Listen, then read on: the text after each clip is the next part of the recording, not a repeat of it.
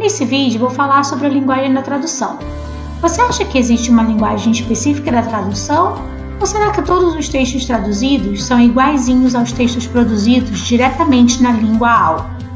Até que ponto existe uma variação específica e característica do texto traduzido? Para responder essas perguntas, é fundamental que a gente estabeleça uma noção básica de linguagem. A linguagem da tradução, assim como qualquer outro tipo de linguagem, ela possui variação. Isso quer dizer que ela varia. E a variação, ela é o estado natural e saudável da língua em uso. A língua varia de acordo com o contexto de situação. Isso quer dizer que a variação está geralmente condicionada à mudança do contexto. Não existe uso real da língua sem variação e nem variação sem uso real da língua. Então, será que a tradução tem um contexto diferente dos outros que lidamos no nosso cotidiano? Bem, na verdade não é muito bem assim.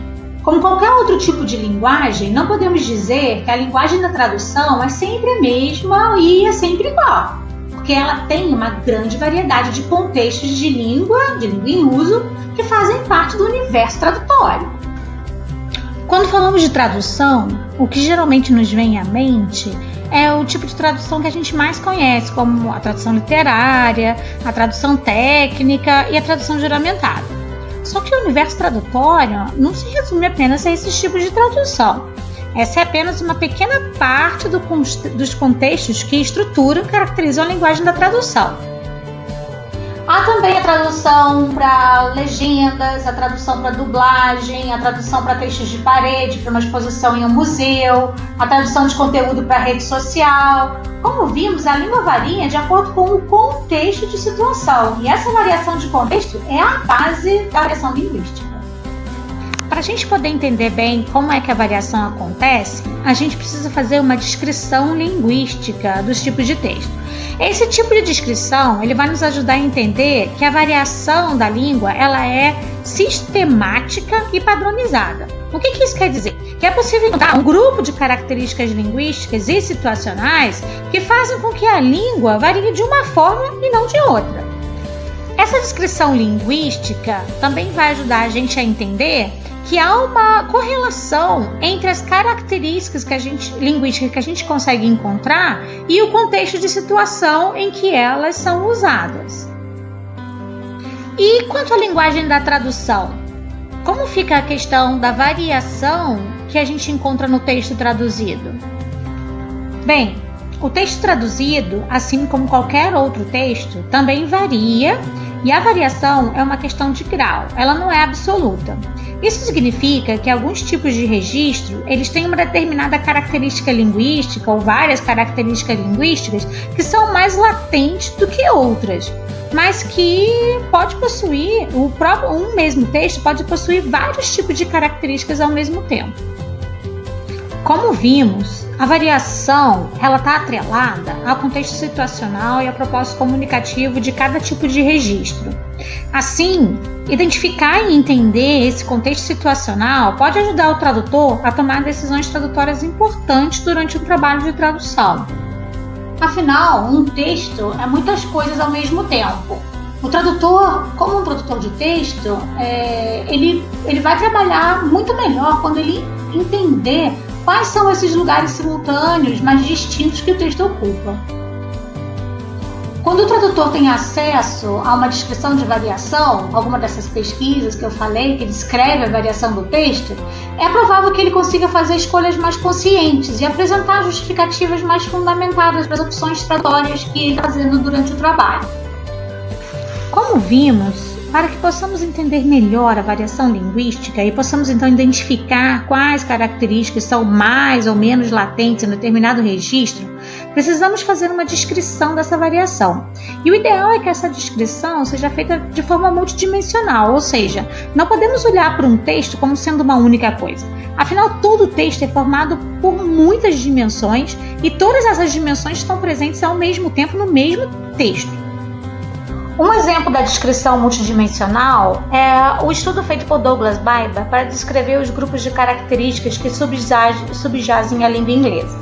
Ele conseguiu resumir toda a variação da língua em 5 grupos principais, ou seja, 5 dimensões de variação que conseguem agrupar as principais características da língua inglesa. A primeira dimensão, ela é geralmente a que mais consegue dar conta de explicar a variação que está sendo descrita. No caso do inglês, a dimensão 1, ela trata de textos que possuem variação, que possuem características de interação em oposição às características informacionais. Quer dizer, os 2 tipos de características acontecem nesse grupo de texto.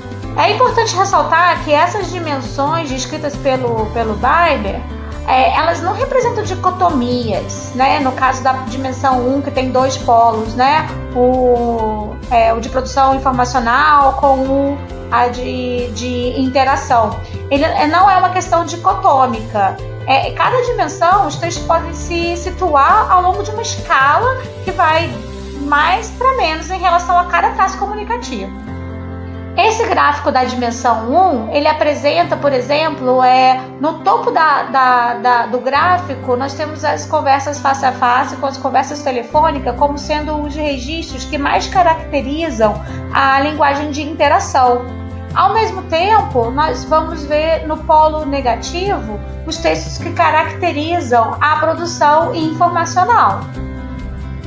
A dimensão 1 ela é caracterizada no polo positivo por textos de interação e envolvimento, como conversa face a face, conversa telefônica, entrevista, e no polo negativo, os textos já têm características de ser uma produção informacional, ou seja, são os textos que possuem características de passar informação, como muita incidência de preposição, advérbio de lugar, substantivação.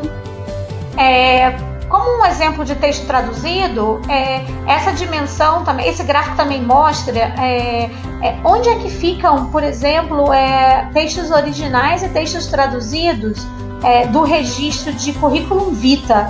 Lá no finalzinho do gráfico você pode ver com a seta vermelha que os textos traduzidos e originais desse tipo de registro eles ficam agrupados juntos, quer dizer que tem os mesmos tipos de características linguísticas. Quer dizer, o registro, o currículum vitae, ele possui tanto o traduzido quanto o escrito originalmente em inglês, ele possui uma variação muito similar. Quer dizer, os 2 textos foram mapeados dentro da dimensão da língua inglesa como fazendo parte da dimensão 1, com características mais latentes da produção informacional. Um exemplo do currículum vitae produzido originalmente em inglês seria esse desenvolvimento de funções que aparece nesse primeiro slide com um exemplo, cheio de características do texto informacional, quer dizer, do texto mais impessoal, com voz passiva, sendo escrito para informar a alguém de alguma coisa. Nesse segundo exemplo, a gente pode ver um extrato de um currículo vitae traduzido para o inglês, que tem variação linguística bem similar ao que é originalmente escrito em inglês. Adjetivo atributivo, preposição, substantivo e uma grande taxa de type token ratio, que é a falta de repetição de palavras, quer dizer, o uso de muitas palavras únicas, né, palavras sem repetição. Se você gostou desse vídeo e quer saber um pouco mais sobre variação linguística, acesse os outros vídeos do nosso canal, @laelpucsp. Siga o Lael nas redes sociais, a nossa hashtag é LaelPucsp, nosso perfil do Instagram, do Facebook, do Twitter e do YouTube são todos iguais, LaelPucsp. Espero que vocês tenham gostado.